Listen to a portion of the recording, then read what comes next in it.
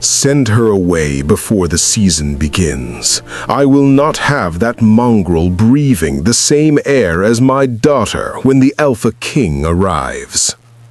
The words carried across the cold stone courtyard like a blade drawn slowly from its sheath, quiet, deliberate, and designed to wound.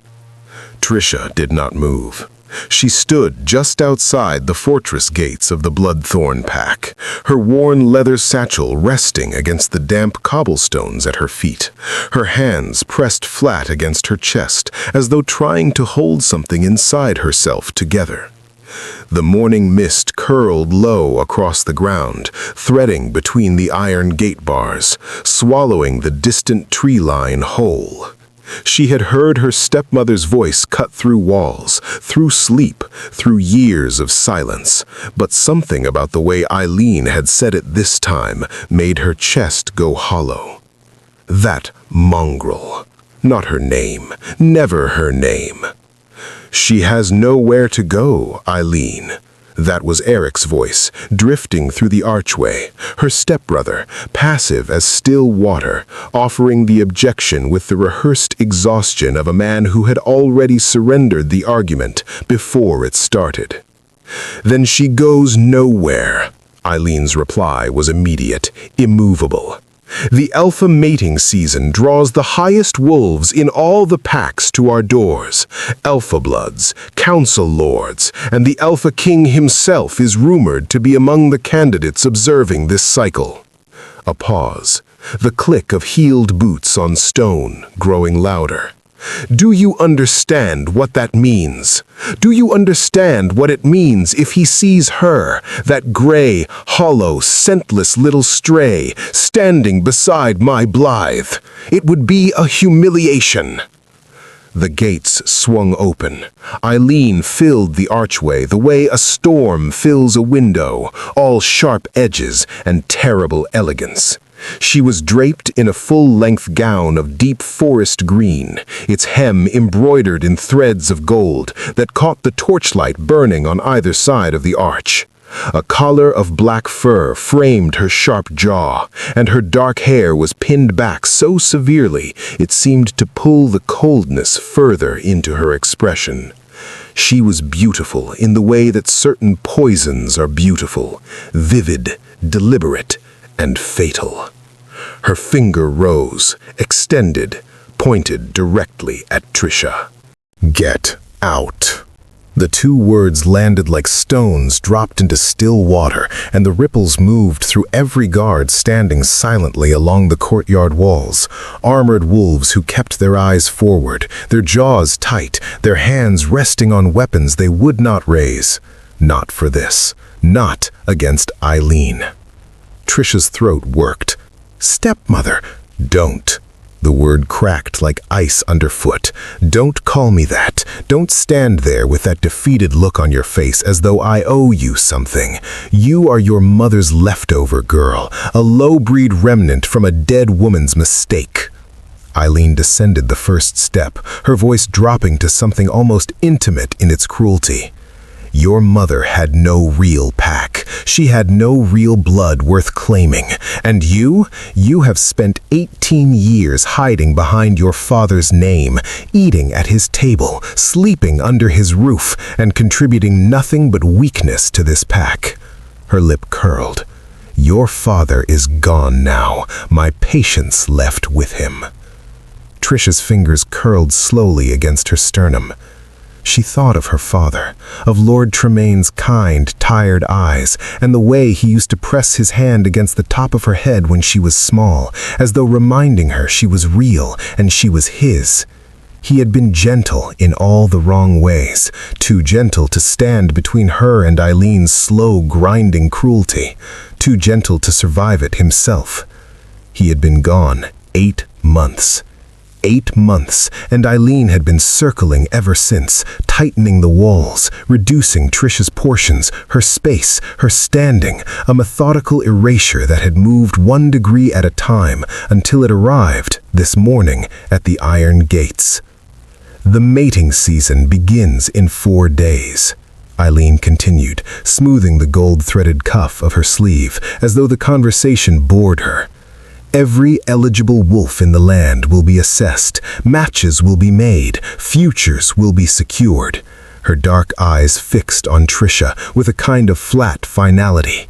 You will not be here for it. You will not be presented. You will not be assessed. She gestured toward the satchel on the ground with a flick of 2 fingers. That bag contains everything that is yours. I had the rest burned this morning. A sound moved through Trisha, not a cry, not a protest, something quieter and more devastating than either, a small, airless exhale, as though something had simply gone out inside her. She bent slowly, picked up the satchel. The leather was cool and damp from the cobblestones. She straightened, looked at her stepmother, and for one moment, something flickered behind her gray eyes. Not fire, not defiance, not yet. Just a long, aching look, the kind a person gives a place they are trying to memorize before the door closes forever. Eileen did not flinch. She simply turned, the green hem of her gown sweeping a slow arc across the stone, and walked back toward the archway. She did not look back. Neither did the guards. Neither did Eric, who had retreated fully into the shadow of the inner corridor, his eyes fixed somewhere on the floor. Trisha turned toward the mist. She did not see, could not have seen, the figure standing motionless in the deep shadow of the far archway. A massive silhouette, broad shoulders, dark hair that fell past the jaw, a heavy leather coat over a chest that did not move as he breathed, still as a wolf who has just caught a scent and has not yet decided what to do with it. He had been there since before the gates opened. He had heard everything. His dark eyes followed the girl as she walked, slowly, one step, then another, out through the iron gates and into the swallowing mist of the Blackspire forest. His jaw was set.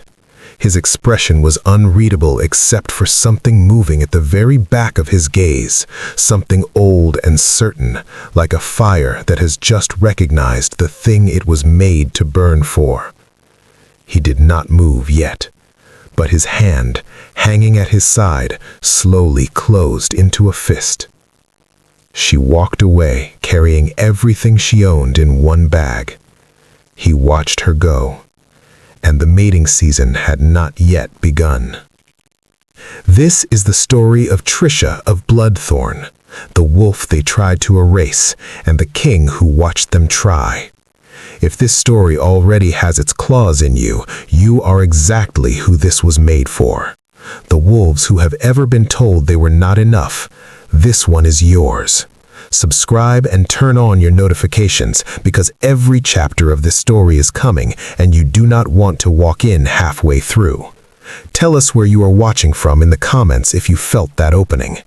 We are building something here, a pack of readers who believe that the ones they cast out always come back crowned. Welcome. You belong here. The outer village of Bloodthorn was not large, but it had a long memory and a cruel mouth. Trisha heard them before she saw them, a cluster of women near the well, their voices dropping into that particular register, half whisper, half performance, that people use when they want to be overheard.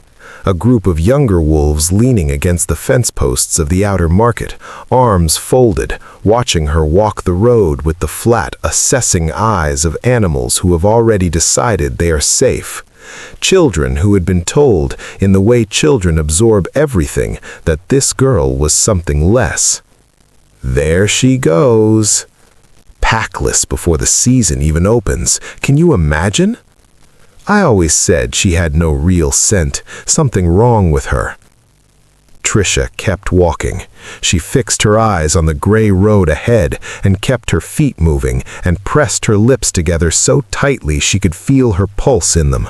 The satchel strap cut into her shoulder. She did not adjust it. She did not look at them. She understood, with the clear and terrible understanding of someone who has been studied for years, that any reaction she gave them now would become a story Eileen's people told for the rest of the season. She wept, she snarled, she begged, and she would not give Eileen even that small trophy. But she felt it. Every word, every set of eyes that tracked her passage like she was a rogue already, something dangerous by virtue of having no one to vouch for her. Packless. The word had a specific weight in the werewolf world that outsiders couldn't fully understand. It wasn't simply being alone, it was being unmade.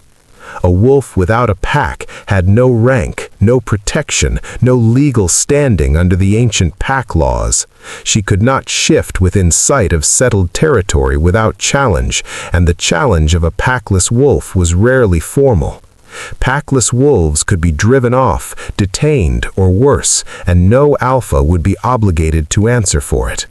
She was, in the eyes of every wolf she passed, something to be managed at best and discarded at worst. Eileen had not simply thrown her out of the house, she had stripped her of every layer of protection the world offered a wolf 4 days before the most heavily attended gathering in the pack calendar. She had done it with the precision of someone who had been planning it for a very long time. By the time Trisha cleared the last fence post of the outer village, the jeering had faded behind her, replaced by the low sound of wind moving through the tall grass at the forest's edge. She stopped walking. She stood at the point where the road ended and the black spire forest began, where the mist sat so thick between the trees it looked less like weather and more like the forest itself breathing. She knew what lived in there. Everyone did. Rogues who had been driven out of packs over generations and had gone feral. Predators who had learned that the forest edge was where the vulnerable appeared. Old things, older than the current packs, that had made the deep wood their territory long before Bloodthorn had raised its first stone wall. She also knew she could not shift. Not here, not yet. Not without a pack's mark to legitimize the act. A packless wolf shifting in open territory was an invitation for any ranked wolf to respond with force, and she would have no standing to fight back. She was on foot, in human form, with a satchel of clothes, a small knife her father had given her years ago, and whatever she could remember about the forest from the hours she had spent as a girl reading her mother's old herb journals in the corner of the library, while Eileen pretended she didn't exist. She thought about that now, her mother's journals, thin and soft with age, the handwriting slanted and careful. Eileen had dismissed it, always. Useless herb knowledge, commoner's work, not what a wolf of any real blood concerns herself with. Trisha tightened her grip on the satchel strap. She walked into the trees. The cold arrived faster than she expected. By midday, or what she estimated was midday, the sun buried so completely behind the forest canopy in mist that light had become a general gray suggestion rather than a direction. The temperature had dropped sharply enough that her breath was visible. She had pulled the second layer from her satchel, a rough spun overtunic her father had bought at a market 3 winters ago, and wrapped it over the first. It was not enough, but it was what she had. She moved carefully, listening before she stepped, reading the ground for signs of other wolves the way her mother's journals had described. Bent grass and directional patterns, the particular silence that fell when a predator was stationary and waiting rather than moving. She found a stream by following the sound of it and drank carefully, checking upstream for signs of fouling before she brought the water to her mouth. She identified wild garlic by scent and pulled enough to tuck into her bag, not for eating, though she ate some, but because the scent masked her own, which was dangerously faint and would signal her weakness to anything hunting. Once, in the late afternoon, she heard movement in the brush to her left and went perfectly still behind the trunk of a thick-barked oak. Whatever it was passed without stopping. It was large. She heard the weight of it in the way the undergrowth barely disturbed, the deliberate, controlled movement of something enormous that knew exactly where it was placing its feet.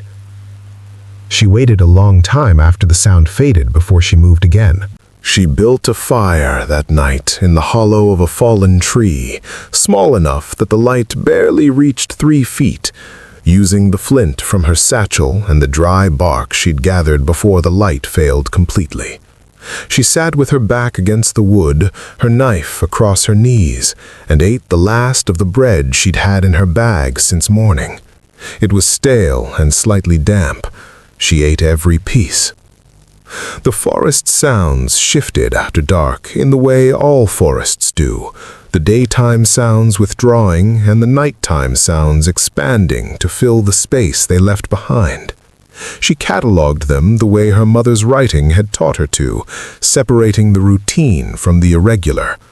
Owls, wind patterns, the distant long howl of a wolf far to the north, deep in pack territory and not moving toward her. She filed it, released it, kept listening. It was near the 3rd hour of darkness when she saw the eyes, low to the ground at first, then rising as the shape moved out of the tree line into the small radius of her firelight. A wolf, but the word felt insufficient. This was not the size of a pack wolf. This was something older and more fundamental, a creature of absolute black fur that absorbed the firelight rather than reflecting it, with a chest so broad and shoulders so high that Trisha's firelit mind briefly, irrationally, placed it in the category of myth rather than animal. It stood at the outermost edge of the light, looking at her with eyes that were not quite amber and not quite gold, and it was utterly, completely still. Her hand tightened on the knife. The wolf looked at the knife, then back at her face. It did not advance. It did not retreat. It stood at the edge of the light with an impatience that felt strangely less like a predator calculating and more like a sentinel posted. After a long moment, it turned, moved back into the tree line, and was gone so completely that Trisha was not certain by morning that she hadn't hallucinated it. But the circling pattern she found in the frost outside her hollow the next morning, a wide perimeter, walked multiple times through the night, suggested otherwise. Something had been keeping watch. She found the shrine on the 3rd day, and she found it the way her mother's journal had described finding things that did not want to be found by the wrong people, not by looking, but by listening. There was a quality to the air in that part of the forest, a density and stillness that had nothing to do with weather. The mist sat differently here, gathered rather than drifting, as though it were tethered to the ground rather than moved by wind. The trees were older. She could see it in the architecture of the roots, the way they emerged from the earth in ridged, deliberate formations like hands. The shrine was a ring of standing stones, none of them taller than her shoulder, carved in patterns she almost recognized, almost the way a half-remembered word sits on the edge of the tongue. At the center of the ring stood a single altar stone, and on its surface, laid in careful arrangement, were the desiccated remains of wolf-form bones, small and reverent, surrounded by the kind of deliberate stillness that is different from abandonment. This had not been left behind, it had been laid down. She stepped into the ring. The air changed the moment her second foot crossed the boundary between the outer forest and the circle of stones. It thickened, warmed slightly, improbably, given the cold pressing in from every direction beyond it. And then the sounds began. Not audible exactly, more felt, a low resonance in her chest that she might have dismissed as her own heartbeat if it had not been coming from every direction simultaneously. The spirit wolves came gradually, the way her eyes adjusted to darkness. First a suggestion, then a shape, then a presence so fully formed she could see the texture of their fur and the specific quality of their attention. 3 of them. Old, immeasurably old, the way certain grief is old, settled into something quieter and more absolute than pain. They circled her without urgency, their translucent forms moving through the standing stones as though the stone were water. Then they stopped and looked at her. She understood, in the way that certain moments bypass language entirely, that she was being asked something, not in words, in the quality of the waiting. She thought about what she had carried for 18 years. She thought about the feeling, which she had always dismissed as weakness, of something pressing against the inside of her chest, a pressure she had learned to contain and suppress so completely she had stopped noticing it the way you stop noticing a sound that's been there long enough. She thought about the jeers on the village road, and Eileen's finger pointing, and the guards who hadn't moved, and Eric's eyes on the floor. And something inside her stopped bracing against it. The shift came from the inside out, not the wrenching, effortful process she had always struggled with before, the half attempts that had never fully resolved, that Eileen had held up as evidence of her low breeding and her inadequacy. This was different. This was a release, like a breath held so long that when it finally escapes, it takes the shape of something you didn't know you'd been holding. She shifted, and her wolf was white. Not the gray-brown of most wolves, not the dark-pelted forms of the high bloods. Pure, absolute white. The color of the first snow before anything has touched it, the color of things that have not yet been marked by the world. She stood in the center of the shrine and felt, for the first time in her life, completely and without qualification, like herself. The spirit wolves went still. Then, one by one, they lowered their heads. And she felt it then, the scent. Her scent, rising from her in a slow, inexorable wave, something complex and deep and undeniably powerful, carrying a signature she had never smelled on herself before because she had been suppressing it her entire life without knowing she was doing it, carrying it buried under the gray quiet of a girl who had been told every single day that she had nothing worth finding. She shifted back slowly, sat on the cold ground, pressed her palms flat against the earth inside the ring of stones, and wept, not from sorrow, but from the particular and overwhelming relief of a thing long lost that has finally, after years, been found. He was waiting at the tree line the next morning. Not the black wolf this time, a man. Tall and broad in the way that suggested the black wolf had not been a rogue at all and had simply traded one form for another at some point in the night. He was leaning against a pine trunk with the deceptive ease of someone who has learned to make stillness look like leisure, wearing a heavy worn leather coat over a dark shirt, rugged trousers, and boots that had walked a very long way and kept the evidence of it. His dark hair was loose past his jaw, his beard thick and well kept, his jaw set in an expression that communicated absolutely nothing. "You're still alive," he said by way of greeting. Trisha stopped, looked at him. "You were following me?" "I was in the same forest." He pushed off the tree trunk and stood fully upright, and she revised her initial assessment of his height upward. 3 days. I watched you eat half-frozen garlic and sleep against a dead tree. I was watching for rogues. You were watching for the wrong thing. The thing that almost crossed your eastern perimeter on the second night wasn't a rogue. It was a pack scout sent by Eileen to confirm you hadn't come back. I discouraged it. She stared at him. "Who are you?" "Velas," he said, as though the word were complete. She waited for the rest of it. He did not offer any. She looked at the breadth of his shoulders and the quality of the stillness he carried, the kind that was not passivity, but control, the specific discipline of someone who was accustomed to containing a great deal of force and had learned to do it so well it looked like calm. He did not smell like a rogue.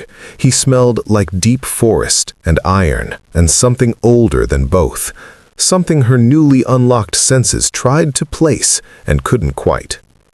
"You need to train," he said. "I need to—" She paused. I was exiled 4 days ago. I shifted for the first time in my life last night. I have been surviving alone in a forest full of things that want to hurt me." She straightened her back.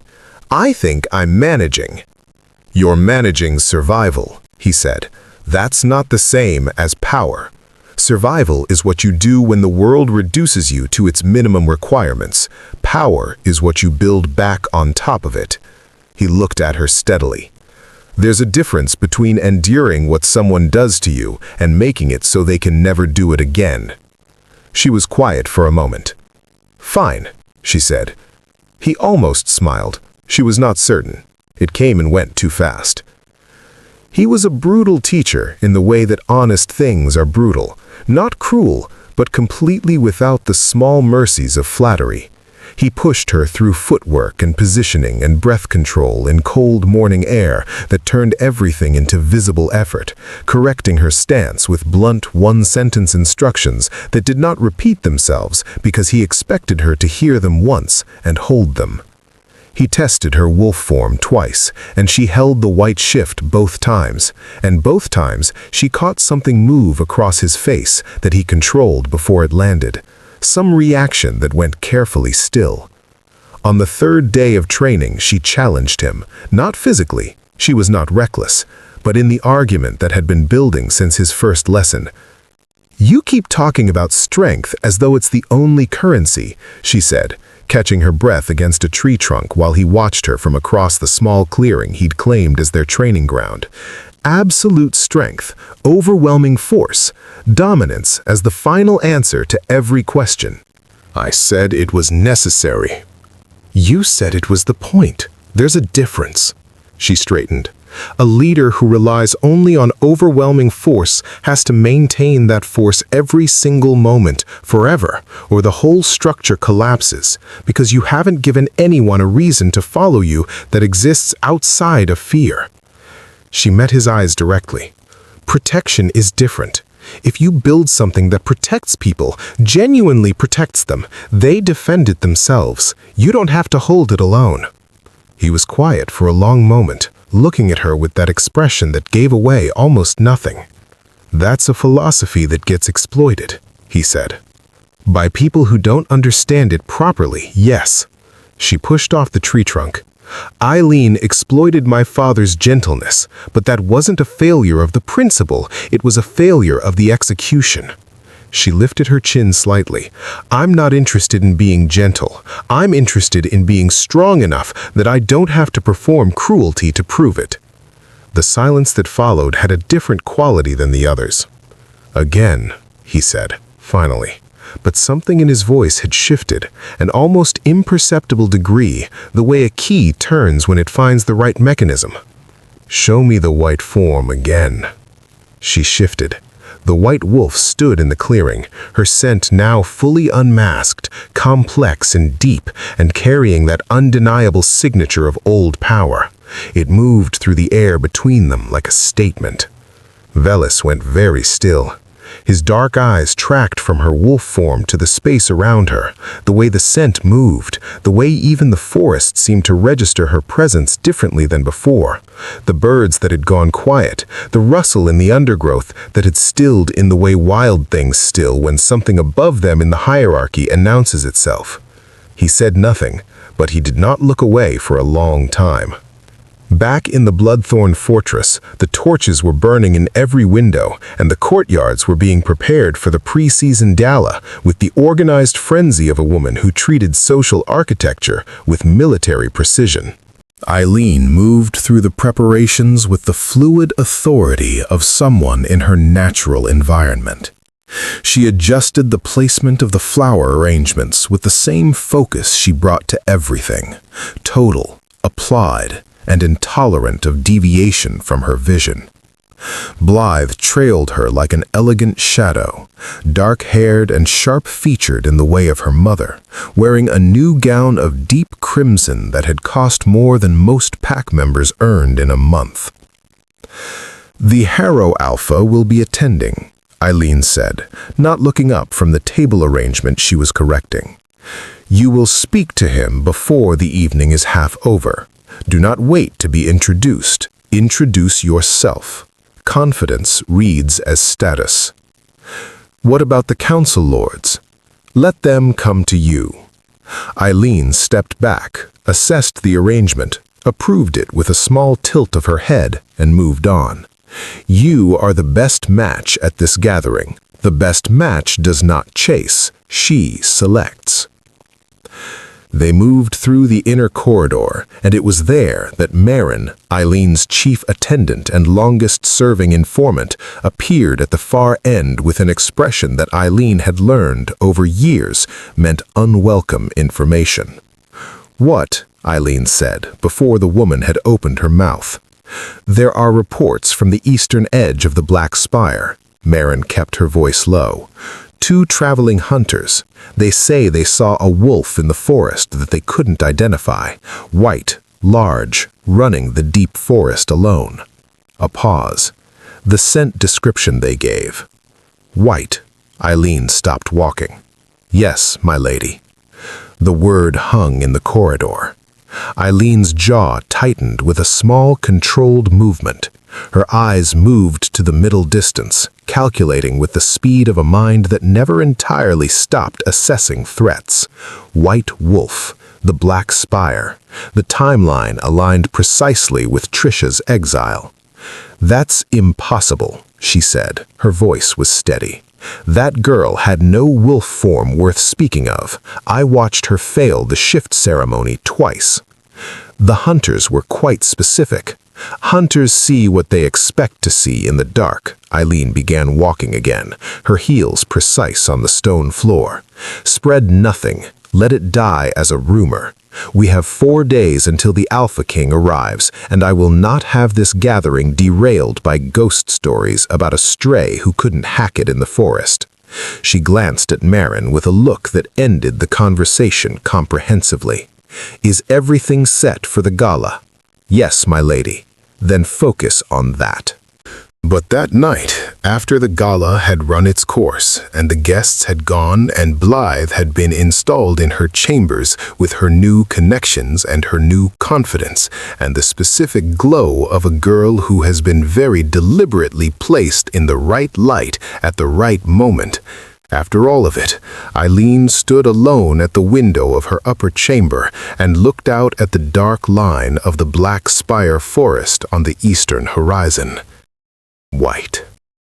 She pressed her lips together, looked at the forest for a long, still moment, then pulled the curtain closed with a sharp, decisive motion, as though the act of blocking out the view settled the matter entirely. It did not settle anything. And somewhere in the darkness beyond that curtain, in the deep forest her stepdaughter was supposed to have been destroyed by, a white wolf was running, learning, growing, becoming something that no amount of curtain drawing was going to keep out. The mating season was 3 days away, and the most dangerous candidate hadn't been invited. She smelled the Omega village before she saw it. Not the village itself, the fear coming off it. Fear had a specific scent in the wolf world, thin and metallic and high-pitched in a way that bypassed conscious thought and landed directly in the part of her that was ancient and instinctive.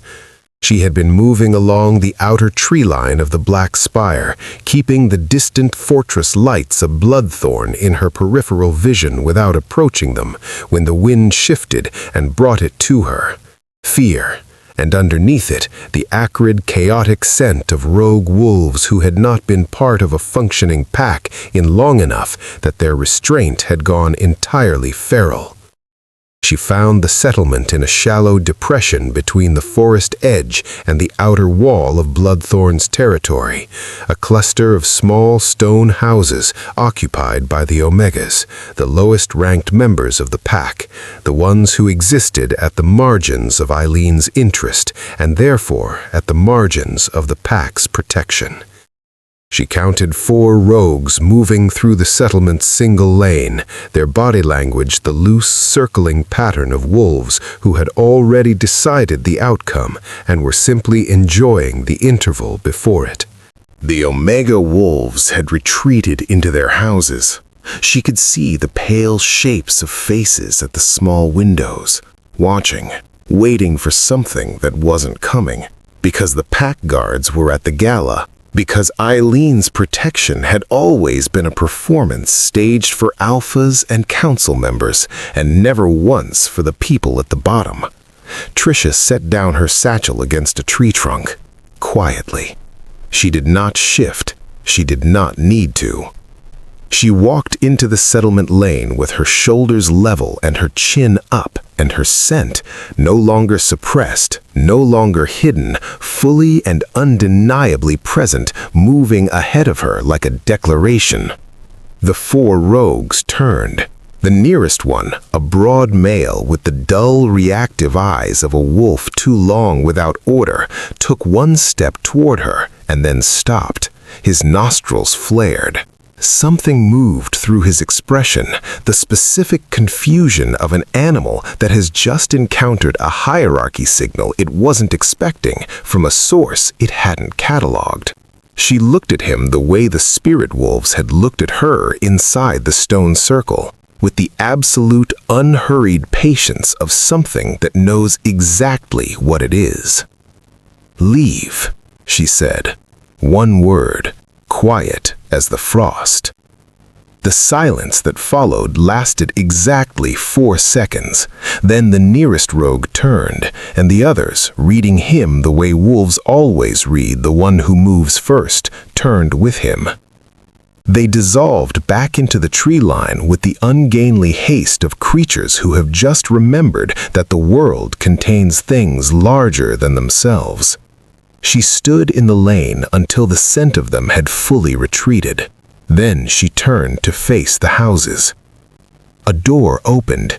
An older Omega woman, gray-haired and careful-eyed, stood in the frame looking at Trisha with an expression that moved through surprise and calculation and arrived, slowly, at something that might have been recognition, not of Trisha's face, but of the scent. The woman's nostrils moved, and her expression changed in the specific way that happened when old knowledge met new evidence. "Child," the woman said slowly, "who is your mother?" Trisha looked at her. Her name was Sarah. The woman was quiet for a long moment. Then she pressed 1 hand to her sternum and lowered her head in the old way. Not the bow of a subordinate, but the acknowledgement between wolves who understand lineage. "We knew her," she said softly. "We knew her pack." Trisha's throat tightened. She did not trust herself to answer. She nodded once, picked up her satchel from where she'd left it at the tree line, and walked back toward the forest. She did not see, though she felt, in the way she had learned to feel him, a warmth at the edge of her awareness that she had come to associate with proximity, the dark figure standing motionless at the far end of the settlement lane, leather coat and loose dark hair, and an expression that had finally, irrevocably stopped being unreadable. Velas watched her go, and this time, when something moved across his face, he did not control it fast enough to stop it from landing. The Alpha King arrived on the morning of the 2nd day of the Great Council, and he arrived the way all truly powerful things announce themselves, not with noise, but with a change in the quality of the air. The wolves gathered in the outer courtyard of Bloodthorn's great fortress felt it before they saw the procession, a pressure, a gravitational shift, subtle as the moment before a storm breaks, when every animal in a field lifts its head at precisely the same moment without knowing why. Conversation stopped mid-sentence. Children went still. Even the dogs tethered at the outer posts sat down simultaneously, as though something had spoken to the most fundamental part of their instincts, and those instincts had immediately complied. Then, the gates opened, and Alpha King Velasquez rode through them. He wore no ceremonial excess. No crown, no elaborate mantle, none of the performative ornamentation of lesser rulers who needed the visual language of power because they lacked the internal reality of it. He wore deep charcoal armor over a black shirt, a single heavy coat across his broad shoulders, his dark hair loose and his jaw set with the same expression Trisha had watched across a forest clearing for days. That absolute, contained composure that was not coldness, but control. His horse was black and enormous, and moved through the crowded courtyard with the same energy its rider carried, calm and total and requiring nothing from anyone to establish its position in the hierarchy of things present. The assembled wolves parted, not because they were instructed to, because something in the deepest layer of their wolf nature understood without negotiation what it was looking at. Eileen stood at the head of the welcoming party in a gown of deep wine red and gold, her posture immaculate, her expression arranged into the precise combination of deference and distinction she had spent the past 3 days rehearsing. Blythe stood at her right hand, dark-haired and crimson-gowned, and beautiful in the careful, constructed way of a girl who has been prepared for a specific purpose and knows it. Velas dismounted, surveyed the assembled gathering with eyes that moved through it with the methodical thoroughness of a man who had spent a great deal of time recently learning exactly what each wolf in this pack was made of. His gaze passed over Eileen with the brief, impersonal attention of someone completing an inventory. It passed over Blythe with the same quality. It moved through the crowd and found nothing that made it pause. He nodded once to the Bloodthorn Pack elder who stood waiting to formally open proceedings, and the great council began. It was on the morning of the 3rd day that the perimeter wolves reported the disturbance. Not a threat, not an attack, a scent. It moved through the outer territory first, carried on the wind that came off the eastern forest, and the wolves who caught it stopped what they were doing with the specific arrested quality of animals encountering something their reference points don't adequately cover. It was powerful, not aggressive, not threatening, but undeniable, carrying a signature that was both entirely unfamiliar and in some deep, unnameable way like something they had always known was coming. It spread inward from the perimeter the way a tide moves, unhurried, absolute, restructuring everything it touched. Velázquez, seated at the head of the council table in the great hall, went perfectly still. His eyes closed for exactly 1 second. When they opened, the composure was intact, but something behind it had shifted, fundamental and irreversible, the way the landscape shifts after the ground moves, everything in the same place, but the relationship between things permanently altered. He said nothing. He kept his hands flat on the table, and he waited. She walked through the outer gate at midday. Not in rags, not with the defeated posture of a girl carrying the full weight of other people's contempt in the curve of her spine. Trisha of Bloodthorn walked through the gate of her former pack in gray and silver, a fitted tunic of storm gray over dark trousers, a deep blue mantle across her shoulders that caught the pale winter light and held it, worn boots that had walked a very long way and carried the evidence proudly. Her dark hair was loose and clean, and her expression was not defiant and not soft. It was settled, the expression of someone who has finished the long, exhausting work of deciding who they are and has arrived at a conclusion they intend to keep. Her scent moved ahead of her into the courtyard. The reaction was immediate and involuntary. Every wolf in the open space turned, their noses lifted, their expressions cycling through confusion and recognition and something older than either. A low murmur began at the perimeter and moved inward. Children pointed. Pack wolves exchanged glances with the wide, uncertain energy of people whose established categories have just been quietly and thoroughly disrupted. Eileen appeared at the top of the courtyard steps within 2 minutes. She had been told immediately. Of course she had. Her network of attendants and informants operated with the efficiency of a system built on fear. And she descended now with the controlled speed of a woman managing something she had not planned for but refused to be surprised by in public. She stopped 6 steps above the courtyard level, looked down at Trisha, and for one unguarded moment, something moved through her sharp features that was not cruelty and not contempt. Something that had the shape of a much older and more honest emotion before she covered it completely. "Well," she said. Her voice carried the full courtyard. She had always known how to fill a space with her voice. "The stray has returned." The murmur in the courtyard shifted registers. Trisha looked up at her stepmother without heat and without flinching. "I've returned to invoke my rights under the ancient pack laws," she said. Her voice was steady and clear and carried the same quality her scent carried, something that did not ask for attention but received it regardless. Specifically, Article 7 of the Blood Compact, the right of any pack member to challenge an act of exile before the Great Council when that exile was conducted not for the protection of the pack, but for the personal gain of a ranking member. The silence that followed had the quality of a held breath. Eileen's expression did not change, but her jaw moved once, a small involuntary adjustment. "You were removed because you are a low breed with no wolf worth presenting and no blood worth counting," she said. "There is no challenge to make."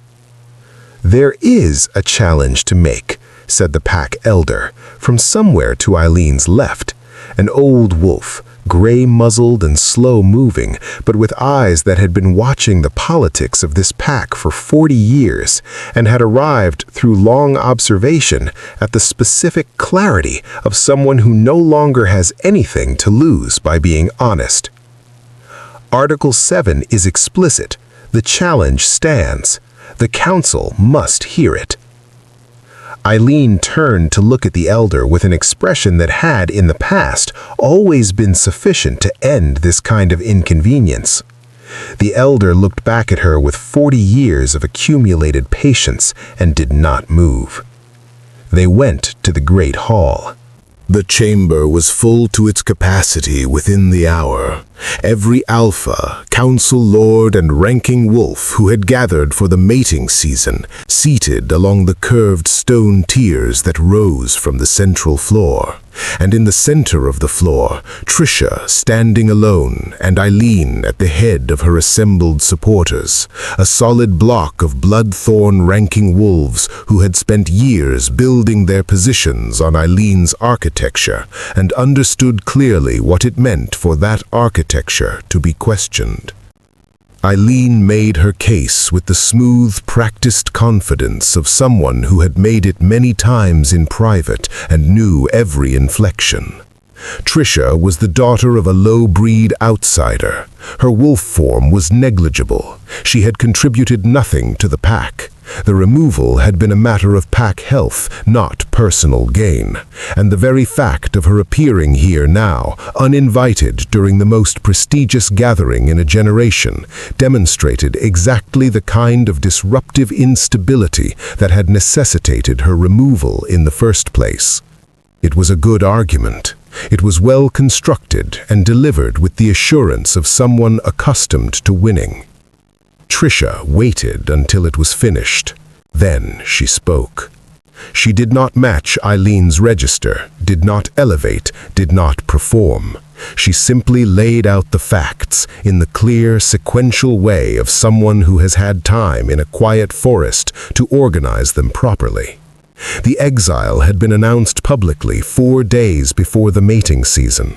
It had been executed without a pack tribunal, without the elders witnessing, and without the formal charge process required by the Blood Compact for any removal of a pack member of bloodline status.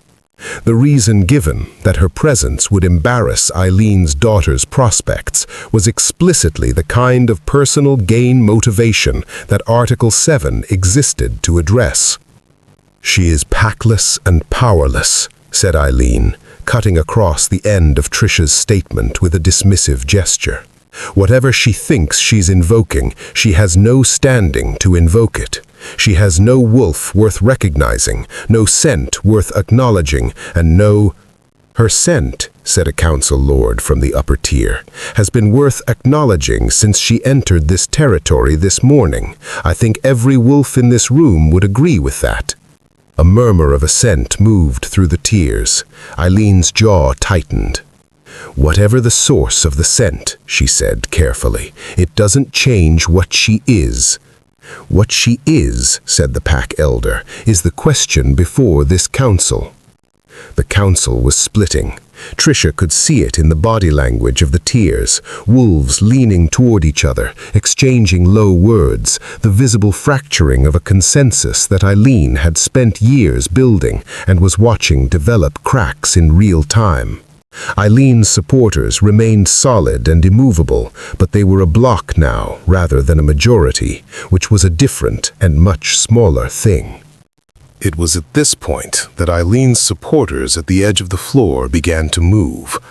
Not dramatically, not with raised voices, simply the purposeful closing movement of wolves following an unspoken directive, beginning to position themselves between Trisha and the council floor's exits, the specific geometry of detention rather than confrontation, plausible enough to deny if questioned, effective enough to matter. Trisha felt the shift in the room and kept her breathing level and her eyes on Eileen. Then the Alpha King stood up. He did not speak immediately. He simply rose from his seat at the high tier, and the act of his rising was sufficient to stop every other movement in the room completely. Eileen's supporters going still where they stood, the murmuring dying, the entire assembled gathering turning toward him with the immediate instinctive reorientation of wolves in the presence of something that outranked everything else in the space. Velasquez descended from the high tier slowly, his footsteps measured on the stone steps, the sound of them carrying in the new silence. He moved through the parted crowd to the center floor without looking at Eileen, without acknowledging her supporters, without any of the theatrical gravity of a man performing authority. He simply walked to the center of the room with the directness of someone who has already decided every relevant thing and is now engaged only in the physical process of making those decisions visible. He stopped, looked at Trisha. "The scent you carry," he said, his voice low and even and carrying the full room without effort, "belongs to the bloodline of the Silvermark pack." A pause that had the quality of something being formally established. Not a low-breed line, not an extinct minor house. The Silvermark Alpha lineage, one of the founding bloodlines of the original Blood Compact, suppressed and scattered 40 years ago by a political campaign that this council has never formally examined. His eyes did not leave Trisha's face. Your mother was not a low-breed outsider. She was the last rightful alpha of the Silvermark line, hiding her scent and her identity to survive.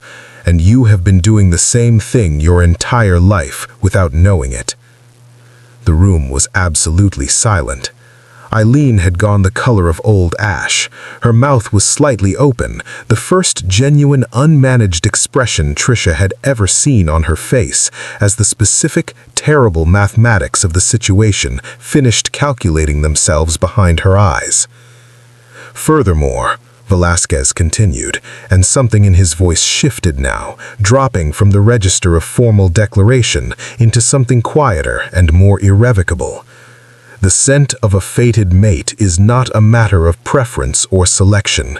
It is recognition. It is absolute.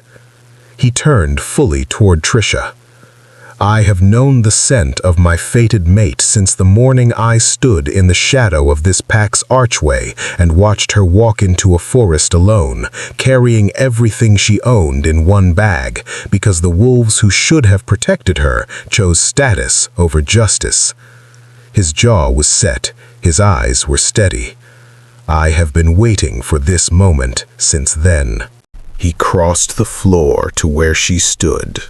and Alpha King Velasquez, the most powerful wolf in the known packs, the man every alpha in the room had deferred to since his arrival, the figure whose name was spoken with a specific weight in every territory across the land, lowered himself to one knee before Trisha of Bloodthorn. "You are my fated mate," he said, looking up at her with the dark, direct eyes she had first seen across a firelit forest clearing. "And you are my Luna, if you will have it."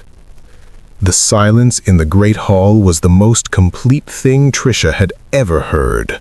40 wolves, council lords, alphas, ranking members, every one of them motionless, the sound of the torches the only movement in the room. She looked down at him, at this man who had followed her through a forest and taught her to stand, and watched her in the settlement lane and said nothing, and given her room to become what she was becoming without putting his hands on the shape of it. She thought about the question he had asked her during training, about strength and protection and what leadership was built on. She thought about the Omega woman at the door who had known her mother's name. She reached out, took his hand. "Yes," she said. What followed was not swift. Justice rarely is, but it was thorough. The council convened for 2 full days, and what emerged from those proceedings was an accounting that Eileen had spent 20 years ensuring would never happen.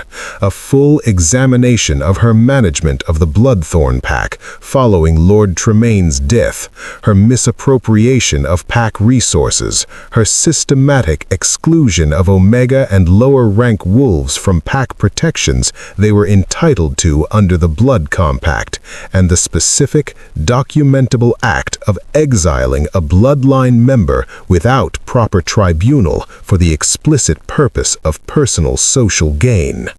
The council elder presented each item with the unhurried precision of a man who had been keeping careful records for a very long time in the quiet hope that someday someone with sufficient authority would ask to see them. Velasquez listened to all of it without expression and without interruption, and when it was finished, he rendered his verdict in the capacity he held under the ancient interpack law, not as Trisha's mate, but as the Alpha King to whom all packs ultimately answered. Eileen's rank was stripped, her titles revoked. The assets she had accumulated through her management of Bloodthorn's resources were returned to the pack's common holding. Blythe, whose only crime had been being raised in her mother's image, was given a reduced censure, stripped of her elevated status, but permitted to remain in the territory as an unbanded member, accountable to the new order. Eric, who had spent years standing at the edge of rooms with his eyes on the floor, came to Trisha privately on the final day of the council and said nothing at all. Just stood in front of her with the exhausted, exposed look of someone who has been waiting a very long time for permission to stop pretending. And she looked at him for a moment, and then said quietly that he could stay if he chose to earn it. He stayed. Eileen was escorted to the eastern gate on the 4th morning with a single pack and the same instruction she had once delivered in a cold courtyard to a girl with one satchel and nowhere to go. She did not look back. Whether from pride or shame, Trisha could not tell, and found that she no longer needed to know. The mating ceremony was held at dusk on the last day of the season, in the courtyard where everything had begun. They had cleared the cobblestones of the gala's remnants and lined the perimeter with torches that burned amber and gold in the blue winter air. The assembled packs stood in a wide circle. Alphas and council lords and Omega wolves from the settlement and pack members who had watched in silence for years and were now watching something different, something that had the quality of a door opening rather than closing. Trisha stood at the center of the circle in silver gray and deep blue, her dark hair loose, her posture the one she had grown into over 2 weeks in a forest, and 1 morning in a shrine, and 4 days in a great hall. Not the manufactured straightness of performance, but the real and settled alignment of a person fully inhabiting themselves. Her scent moved through the courtyard air, complex and deep and unmistakable, carrying the silver mark signature that the oldest wolves present recognized from 40 years of memory. Velasquez stood across from her. The heavy coat and worn leather of his disguise were gone. He wore the formal dark armor of his office, silver at the shoulders and throat, and he looked at her across the torchlit circle with the same expression she had watched break through his control on the night in the settlement lane, the expression he had stopped managing because there was no longer any reason to manage it. The pack elder spoke the old words, the ones that predated the current pack structures and the political arrangements and all the accumulated weight of hierarchy and status and the careful architecture of who outranked whom. The words that existed before all of it, the ones that simply named what was true between 2 wolves and asked the world to witness it. Velasquez crossed the circle, took both her hands in his, and when he looked at her, she understood finally, with the clarity that comes only at the end of a long and difficult journey, that he had not knelt before her in the great hall to confer status upon her. He had knelt because status, real status, the kind that the blood compact had been written to protect and Eileen had spent 20 years hollowing out, moved in only one direction. It flowed toward the thing that was genuinely powerful. It had always flowed toward her. It had simply been damned for a long time by people who were afraid of where it would go if it moved freely. She squeezed his hands once. He returned it. The elder completed the binding words. The assembled wolves raised their voices in the old response, and the sound of it moved through the courtyard and up the stone walls of the fortress and out into the winter air, carrying across the territory and beyond it, into the forest where the black spire mist still curled between the ancient trees and a ring of standing stones stood in patient silence, the spirit wolves within it finally, at last, at rest. Trisha, Luna of the Bloodthorn Pack, of the Silvermark line, of her mother's blood and her own hard-won becoming, stood in the torchlight with the most powerful wolf in the land, and felt, for the first time, that the ground beneath her feet was entirely her own. It always had been. She had simply needed to walk far enough to find it.